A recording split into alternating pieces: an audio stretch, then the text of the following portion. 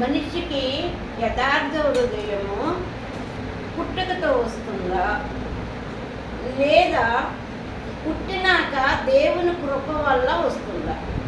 మాటకి సమాధానం మనం తెలిసిన ప్రభు నామానికి స్తోత్రం. అంత ప్రాబ్లం కాకపోయినా కొద్దిగా ప్రభు ఎందు ఎక్కడో చిన్న ఆవగిందంతా మన హృదయంలో లేకుండా పోలేదు. అయితే ప్రభు వారు ఇచ్చిన ఆలోచన ప్రకారం ఏంటంటే సహోదరి గారు, నేను మీరు అడిగిన దానికి చెప్పవలసిన మాట అనుకుంది. నాకు అంతగా తెలియదు.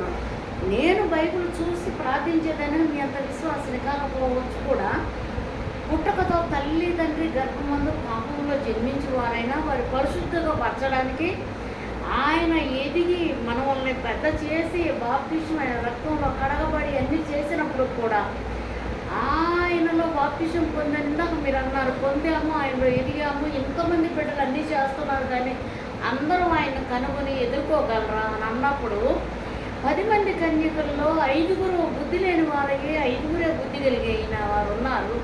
అయినప్పుడు కూడా ఆయనని తెలుసుకొని ఆయన స్వరము ఆయన గొర్రెలు విన్నప్పుడు వారు సమస్తం ఈ భూలోకంలో నా తండ్రి అని ఆయన పిలుపుకు తగిన వారే ఆయన మాట వినగలుగుతారు, ఆయన లేవనెత్తగలుగుతారు. ఆయన స్వరము వినిన బిడ్డలు ప్రభువుని నా తండ్రి అని గొర్రెల కాపరి హాయ్ అని చెప్పేసి నాటిని మలిపినప్పుడు విన్నప్పుడు నా యజమానుడు వచ్చాడు, నా యజమానుడికి నేను లోబడాలి అనేది మనకు పుట్టుకతోనే వాళ్ళమైతే బాలుడు పెరిగి పెద్ద అయ్యి అలాంటి ఎన్ని పుట్టుకలో వచ్చిన లక్షణాలు ప్రభు అయిన యేసుక్రీస్తుకి మనుషుడికి పోలిక లేదు. ఆయన పరిశుద్ధుడు కాబట్టి మూడు సంవత్సరాల బాలుడప్పుడే కార్యములు చేశాడు. పరిశుద్ధుడు. వీళ్ళు మానవులు తల్లిదండ్రి గర్భంలో మానవుగా పుట్టి బాప్టిజం తీసుకొని అన్ని పనులు చేస్తున్నారు, కాదని చెప్పంటున్నారు. ఎదుటి మనిషికి తీర్పు తెలిసే మానవుడు అన్ను ఎవడం అని పరిశుద్ధ లేఖనం మనకు చెప్తుంది సహోదరి. అందుకని ఆయన బిడ్డలు, ఆయన స్వరం విని ఆయనలో ఉంటున్న బిడ్డలు, మీరు ఇందాక నేను ఏ పని చేస్తున్నా కానీ నా చెవి ఎక్కడ ఉంటుందో తెలుసా?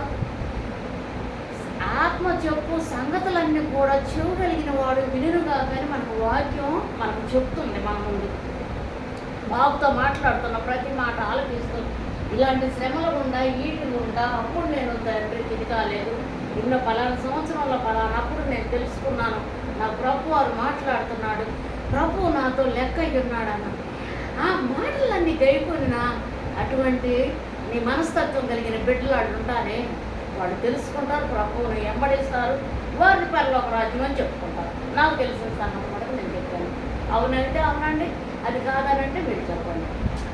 బాప్టిజం తీసుకున్న వెంబటే మీరు అన్నట్టు చర్చికి వెళ్ళినమ్మటే నలుగురికి ఏదో ఒక బైబిల్ పట్టుకొని బోధిస్తున్నామ్మటే నువ్వు బైబిల్ పట్టుకోకపోయినా ఇష్టమే, నువ్వు బోధించకపోయినా ఇష్టమే. యథార్థ హృదయం ఎక్కడ నుండి వస్తుంది? యథార్థ హృదయం ఎక్కడి నుంచి వస్తుంది? తల్లి గర్భం నుండి ప్రభు యొక్క వాక్య మూలంగా పుట్టినందువల్ల ప్రభు వల్లనే రావాలి. ఆయన్ని కనుగొని నుండి రాదా? గర్భం నుంచి వచ్చిన వాడు బాలుడు ఎదిగి ఎలాంటి వాడు అవుతాడు, ఎలాంటి స్త్రీ అవుతూ, ఎలాంటి హృదయం అనేది అది మన శరీరంతో పాటు పుట్టదా? హృదయం లేకుండా మనం పుట్టలేదు. యోచించాలి కదా, దాన్ని యోచించాలి. మహాజ్ఞాని అయిన తర్వాత తండ్రి చెయ్యిని నేను అన్నానని కాదు, నాకు తెలిసింది చెప్తున్నాను.